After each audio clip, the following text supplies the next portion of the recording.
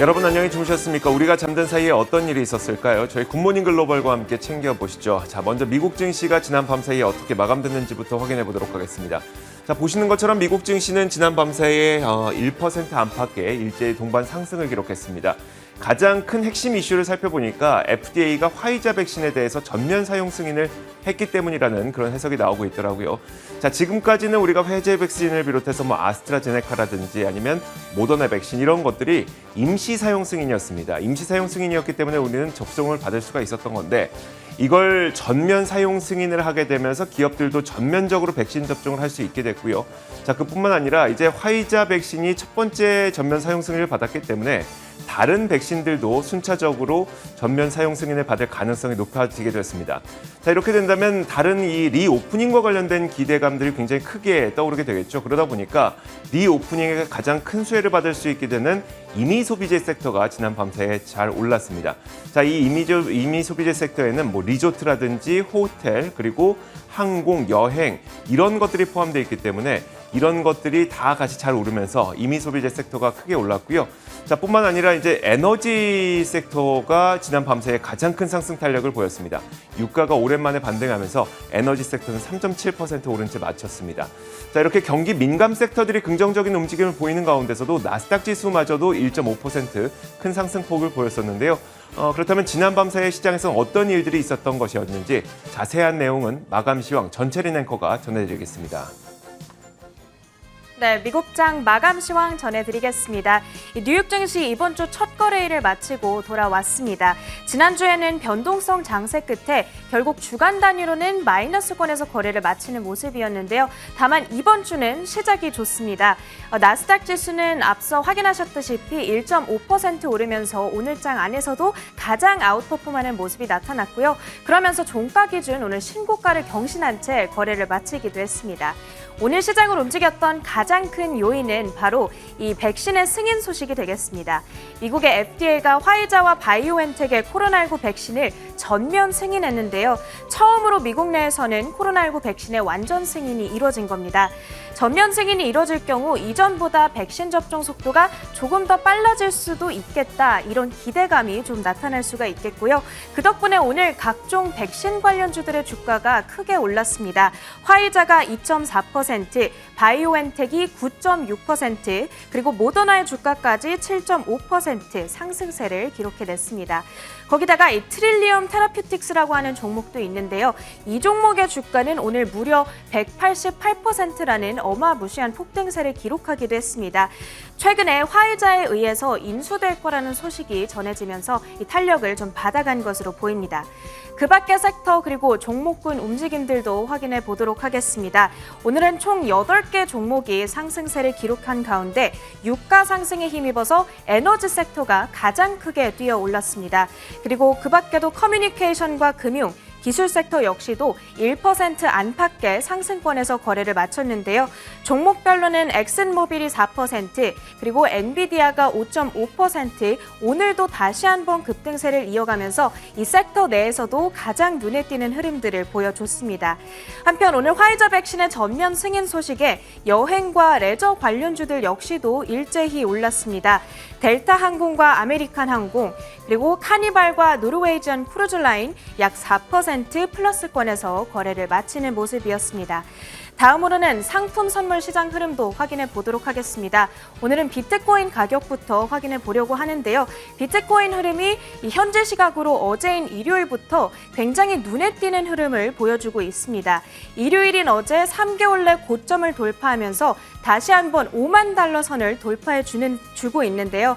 지난 4월에 6만 4천 달러까지 터치하면서 최고가를 경신한 이후에 6월과 7월에는 3만 달러 수준도 하회하면서 굉장히 변동성이 큰 모습을 나타냈습니다. 그러다가 7월 중순부터 지금까지는 점진적인 상승세를 이어가고 있는 비트코인 가격이 되겠습니다. 그렇지만 현재는 오후 3시 정도를 기점으로 지금 그래프에서 보시다시피 약간 탄력을 잃어가고 있습니다. 그러면서 5만 달러 수준은 반납하고 있는 모습인데요. 그래도 1.7% 오르면서 49,500 달러 수준은 상회하고 있습니다. 이 비트코인의 상승 소식에 이더리움을 비롯한 다른 암호화폐 역시도 현재 플러스권 움직임 나타내고 있습니다. 다음으로는 유가 확인해 보겠습니다. 최근 유가의 움직임이 전거래일까지 굉장히 부진한 모습을 나타냈었는데요. 전일까지 총 7거래일 연속으로 약세 흐름을 이어갔습니다. 2019년 이후 최장기간 약세가 되겠는데요.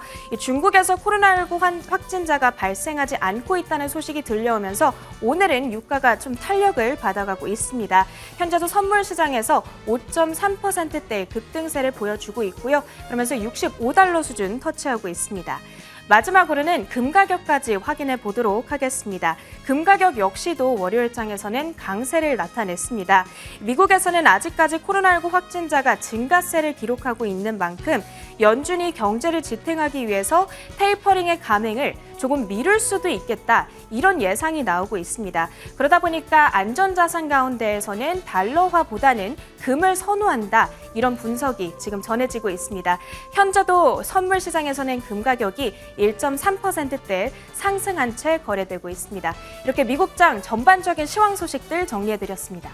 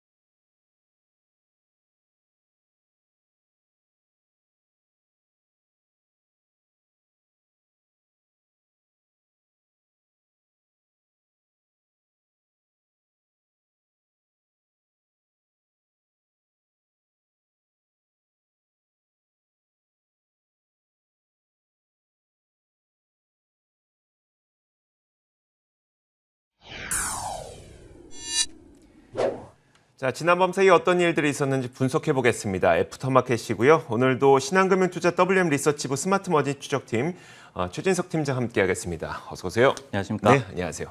자, 오늘도 키워드 몇 가지 공개하겠습니다. 첫 번째 키워드부터 화면을 만나보시죠.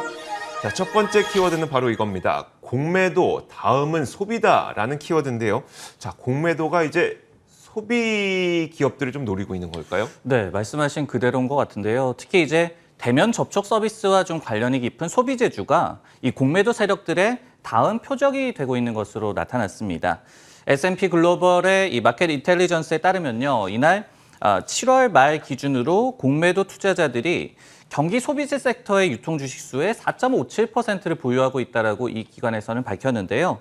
이는 2월 말에 4.23%에 대비해서 굉장히 비중이 높아진 것이 되겠고, 그리고 6월에 4.59%와 비교해도 여전히 높은 수치를 유지하고 있는 수준이 되겠습니다. 결국은 이 델타 변이 확산에 따른 비필수 소비 품목이나 외식이라든지 또는 이제 그 밖에 다양한 야외 활동에 대한 수요 둔화 우려가 관련 섹터에 대한 공매도 수요를 늘리고 있는 것으로 해석이 되고 있는데요. 모건 스탠리는 또 이날에 별도로 발표한 자신들의 자료에서 소매 판매와 소비 심리 지표에서 실망감이 좀 자아내지자 미국의 소비 경기가 악화됐다는 의미로 이것이 해석되고 있다라고 분석을 했습니다. 참고로 총 시가총액이 8.7조 달러 정도에 달하는 미국의 경기 소비재 업종이 올해 8.4% 정도 상승에 그치고 있다고 하는데요. 이는 전체 시장 대비해서도 굉장히 좀 언더퍼폼을 하고 있는 그런 퍼포먼스가 되겠고, 그리고 경기 방어주로 꼽혀지는 필수재 업종이 8.2% 상승한 것과 대비해서도 부진한 흐름이 되겠습니다.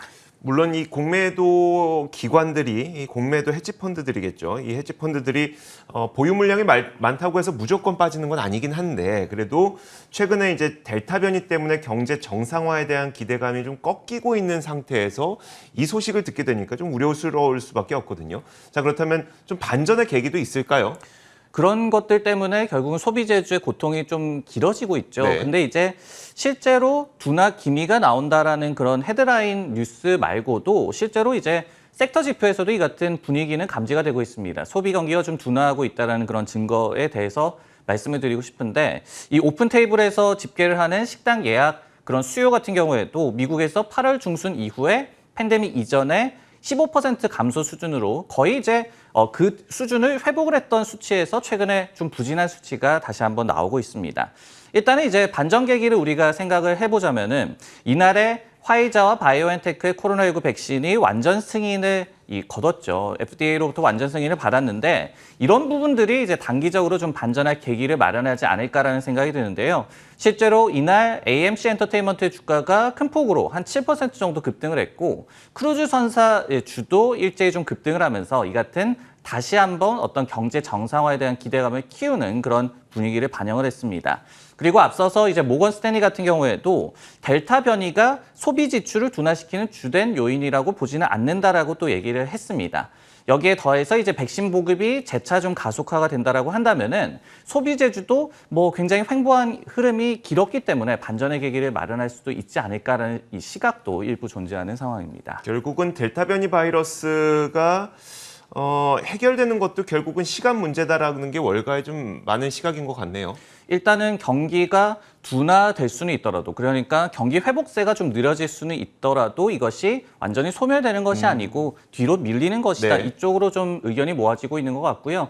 추가해서 좀 말씀을 드리자면은 우리가 항공주의 이제 예를 들어보자면 이건 물론 뭐 산업재주긴 하지만은 네네. 그래도 리오프닝주의 굉장히 대표적인 업종이기 때문에 예를 들어보자면은 항공주가 굉장히 좀 업황이 많이 회복이 되면서 주가도 쭉 많이 올랐습니다. 근데 이제 남아있던 것이 어떤 출장용 여객 수요라든지 아니면은 해외 여행용 수요였죠. 근데 이런 것들이 델타 변이 확산에 의해서 확 꺾였죠. 네. 이런 부분들이 소비에 또 우리가 세부 섹터를 볼 때 각각에 좀 나타나고 있습니다. 이런 부분들이 조금은 좀 해결이 된다라고 한다면은 투자 심리도 좀 회복될 수 있을 것 같습니다. 알겠습니다.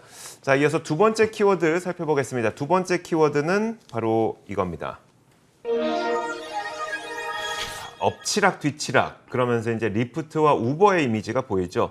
자, 우버와 리프트는 계속해서 지금 어떤 사안이 엎치락 뒤치락 하고 있는 양상이 계속 뭐 1년 넘게 펼쳐지고 있는데요. 자, 어떤 내용인지 소개를 해드리겠습니다. 자, 지난주에 캘리포니아 법원에서 주민 발의 프롭 22 발의 법안이 위헌이라고 판결을 했습니다. 자, 이게 위헌이 된다면 우버와 리프트 같은 플랫폼 업체들은 배달 인원이나 아니면 운전 기사를 정규직으로 대우를 해야 되는데요. 자, 그럼에도 불구하고 지난 밤 사이에는 우버와 리프트의 주가가 상승했습니다. 자, 일단 프롭 22라고 하는 것은 이제 주민 발의 법안을 말하는데요. 자, 기존의 캘리포니아 주의회가 AB5라는 법안을 우버와 리프트에 적용했습니다. 이 AB5가 임시 고용 직원에게 정직원의 혜택을 주도록 규정하고 있는 건데 이 법안을 통해서 우버 리프트는 주의회가 정규직 대우를 해줘라라고 권고를 한 거죠. 그러자 이에 반발해서 실리콘밸리 IT 기업들이 모여있는 캘리포니아에서는 이 주민 발의를 통해서 플랫폼 업체들의 운전기사들이나 배달기사들에게는 이 법의 적용, 그러니까 AB5의 적용을 면제해야 된다고 법안을 내놨습니다. 그게 바로 주민발의 법안 프롭 22인 거고요. 이게 지난 11월에 57%의 찬성으로 통과가 됐는데, 자, 이렇게 되면은 이제 우버와 리프트는 운전기사 인력을 그리고 배달 인력을 직접 고용하지 않아도 되는 우버와 리프트의 호재가 되는 그런 소식입니다. 그런데 이번에 지난주에 이제 법원이 아니다, 이게 위헌이다라고 판결을 내린 겁니다. 운전기사와 배달기사들도 정규직 대우를 해야 된다라고 판결을 내린 거죠. 이렇게 계속 엎치락 뒤치락 하고 있는 상황이 펼쳐지고 있는 건데, 물론 곧바로 항소가 이루어질 거라고 합니다. 그렇기 때문에 아직 정해진 건 없고요. 하지만 특이했던 점은 굉장히 이 소식은 우버와 리프트의 직접적인 악재임에도 불구하고 이날 주가는 올랐다는 것이었었는데요.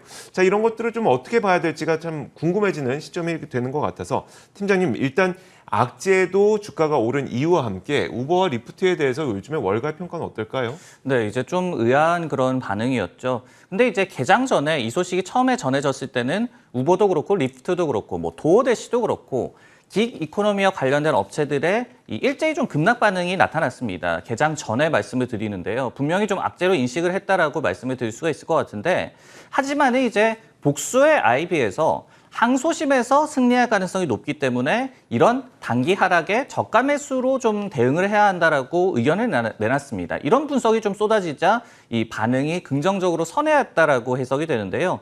예를 들어서 이제 미주호 증권에서 매수 의견과 목표 주가 72달러, 우버 기준으로 이제 유지를 했습니다.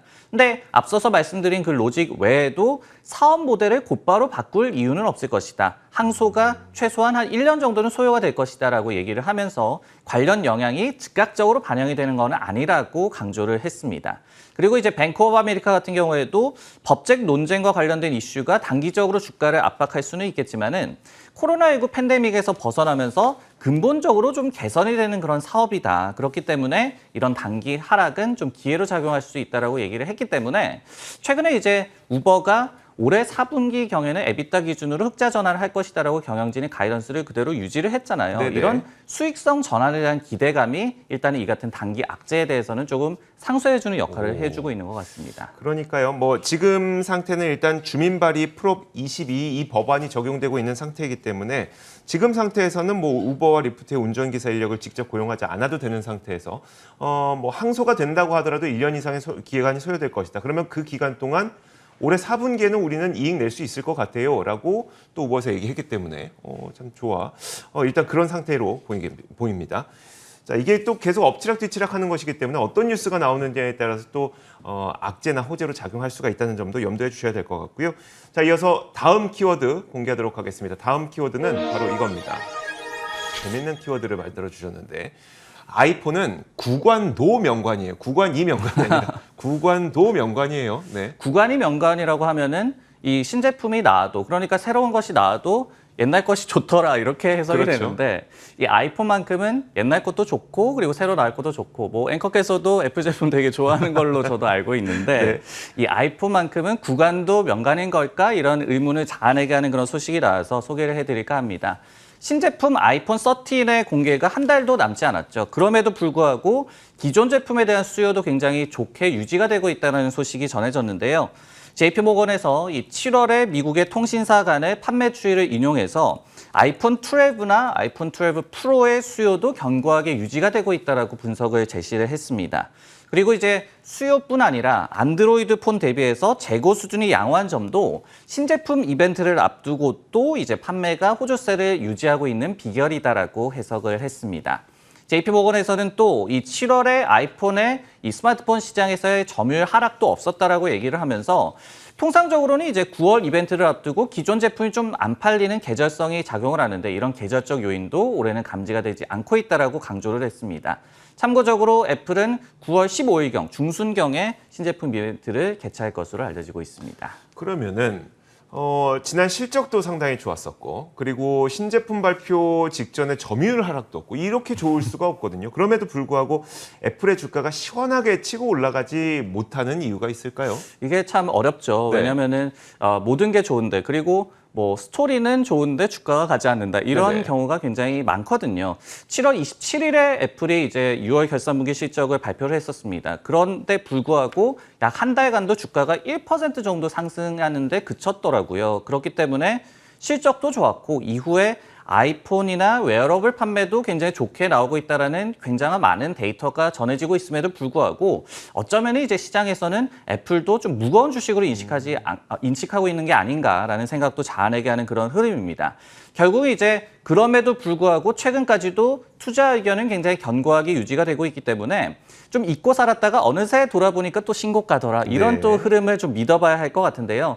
이 JP모건이 아이폰 기존 제품의 수요도 굉장히 견고하게 유지가 되고 있다라고 분석을 하면서 목표 주가 180달러. 근데 이게 최근에 175달러에서 180달러로 올린 그런 수치가 되겠습니다. 그러면서 비중 확대 의견도 유지를 했고요.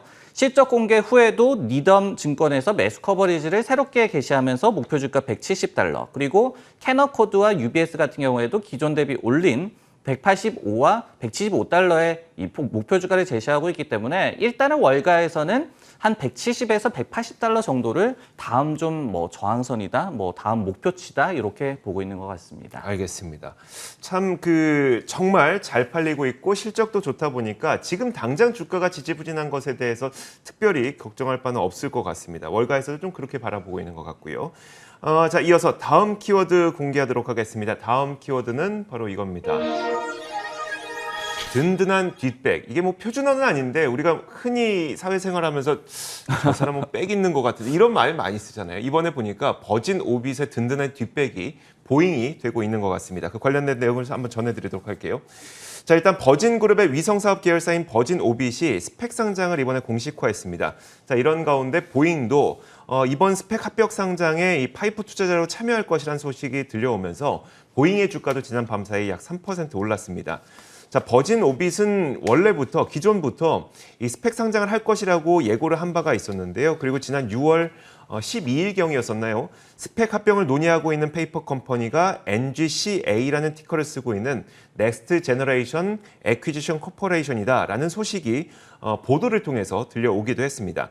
자, 이 페이퍼 컴퍼니는 전 골드만삭스 출신이자 또 버진 오빗의 이사로 있는 인물이 만든 곳이어서 굉장히 유력한 합병 후보로 알려져 있었고요. 자, 이곳과의 합병을 통해서 시장에 상장한다는 계획이 공식화된 것이고 상장하게 될 경우 기업 가치는 약 32억 달러가 될 것이다. 이런 이야기가 나오고 있습니다. 자, 또 이번 합병을 통해서 약 3억 8,300만 달러 정도의 현금성 자산이 확보될 것으로 기대가 되는데 여기에다가 보잉이 파이프 투자로 1억 달러를 투자한다고 하니까 결국 약 4억 8,300만 달러 정도의 자금이 확보가 가능할 것으로 전쳐지고 있고요.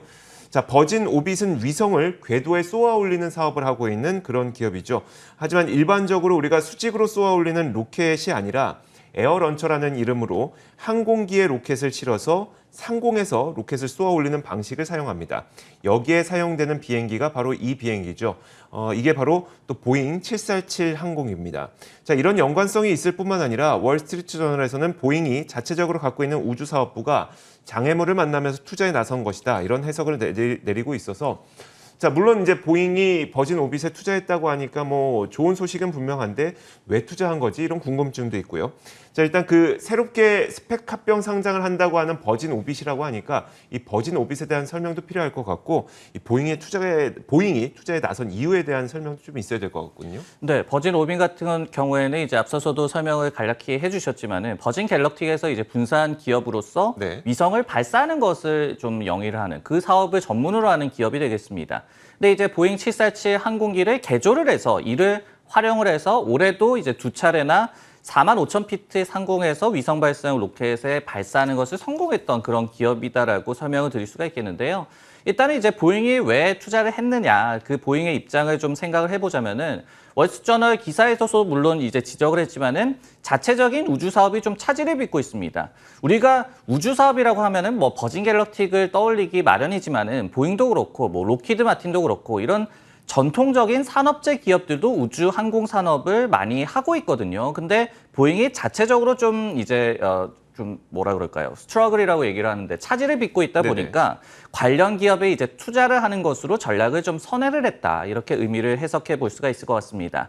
여기에 이제 더해서 투자정보 미디어 베런즈에서도 이 버진 오빗이 스펙 상장을 한 것, 그리고 보잉이 투자를 한 것이 결국은 새로운 이제 상업용 우주 산업이 전성기에 임박했다라는 시그널이다라고 해석을 했고요. 그리고 보잉이 버진 오빗에 투자를 함으로써 자신들이 이제 주요 플레이어다 이런 포지션을 좀 굳히게 나섰다라고 해석을 하기도 했습니다. 네, 알겠습니다.